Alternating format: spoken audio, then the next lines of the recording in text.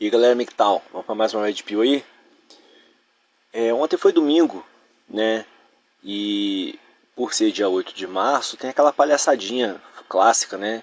Das mulheres ficarem, né? Uma inflando o ego da outra como se fossem seres sobrenaturais, né?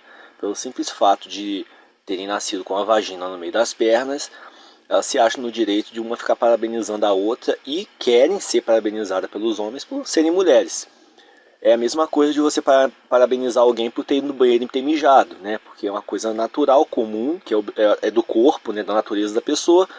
E de repente você fica dando tapinha nas costas do cara. Ó, parabéns, cara. Por quê? Não, porque você mijou. É mais ou menos a mesma ideia, né? Ele dá parabéns porque nasceu. Porque é uma coisa inerente à essência daquela figura, né? Então, assim, no dia dos homens, os homens não são parabenizados por terem nascido homens, mas no dia, entre aspas, né, que se diz das mulheres, elas querem ser parabenizadas, né, e ficam inflando o ego da outra porque simplesmente nasceram com a vagina, né? Parabenizadas como se tivessem conquistado isso, né? Você parabeniza alguém porque passou no concurso público, porque conseguiu formar na faculdade, ou porque conseguiu ganhar uma competição lá, uma corrida, sei lá, uma outra competição qualquer, ou porque a pessoa com muito custo conseguiu comprar a sua própria casa. Isso é parabenizar, né? Agora, parabenizar por ter nascido é uma palhaçada. Inclusive, um artifício que eu me valho para sempre ter o bom senso como norte, né?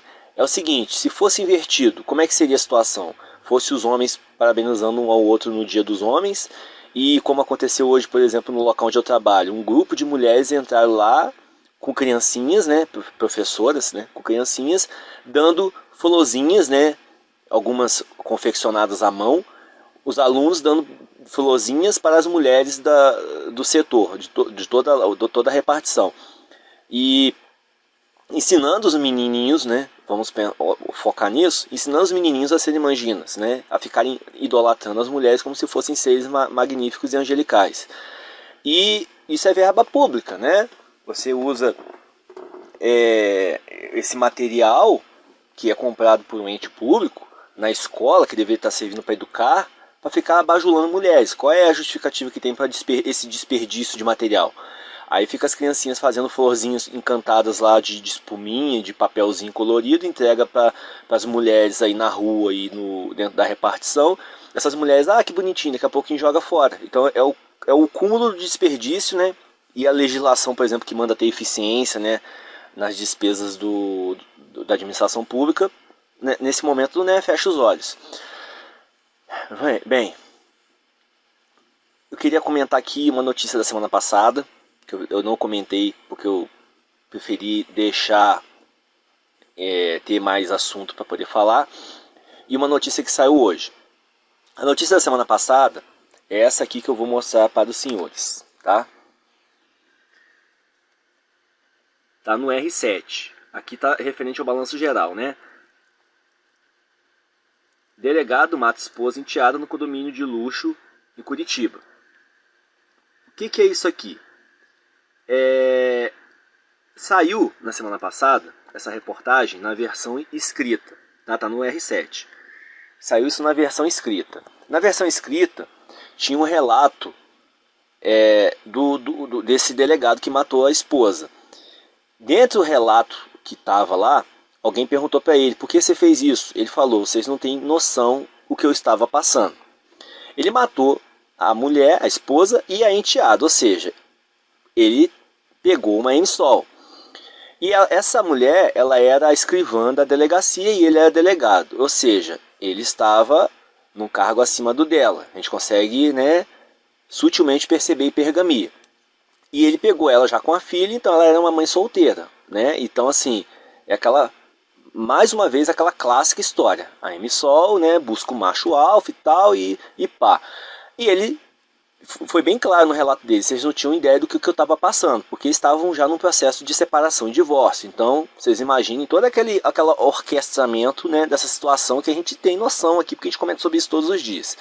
E o cara chegou ao ponto de matar a mulher e a filha dela, né?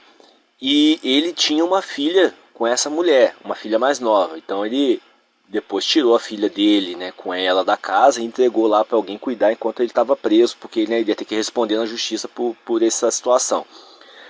Bem, esse é o drama que todos os homens hoje estão sujeitos a enfrentar, porque o cara é testado a todo limite, né? Ele é furtado na justiça quando ele se envolve com a mulher, questão de pensão alimentícia, questão de divisão de bem, né? Divisão dos bens e tal. E as pessoas que às vezes não conseguem se controlar cometem um equívoco igual desse cara aqui. Ele matou as duas, né? Então assim, agora ele vai ter que pagar o preço disso. Vai ter que ficar lá preso, vai responder processo e tal. Eu espero que muito em breve ele consiga, né, sair da cadeia e tocar a vida dele adiante, né, deixar para trás essa fase, essa etapa ruim que ele infelizmente foi forçado a viver. Mas isso mostra como é que o homem é pisoteado hoje na sociedade, e para ele cometer um equívoco desse, de perder o controle e fazer um crime igual a esse, realmente o cara tem que ter muito autocontrole para conseguir se segurar, né? Então assim, a sociedade, né, a patrulha feminista já vai para cima desse cara, né, que matou a mulher, que não sei o que. E, na verdade ninguém sabe o que ele estava passando, né? Ele mesmo foi claro no que ele falou, que estava na matéria escrita sobre esse assunto. Bem, ele é delegado. Será que ele não sabia da lei de feminicídio, Lei Maria da Penha, toda essa bagatela toda aí jurídica que só dá privilégio para as mulheres? Será que ele não sabia disso? É claro que ele sabia. Quantos caras ele já não deve ter prendido na vida nesse ensejo de violência doméstica, essa palhaçada? Então assim, isso mostra que aquela teoria que eu já tinha falado um tempo atrás, de que quanto mais leis, quanto mais direitos, que na verdade são privilégios, as mulheres tiverem em cima dos homens, com essa conversinha fiada de que são vítimas, de que são, né, tudo mais, mais vai ter crimes em cima de mulheres. Então esse exemplo do delegado é ótimo para isso, porque o cara, ele não apenas sabia da lei, mas ele era o fiscal da lei. Ele que é um dos que fazia essa lei ser cumprida. E ele mesmo violou a lei, porque não se controlou.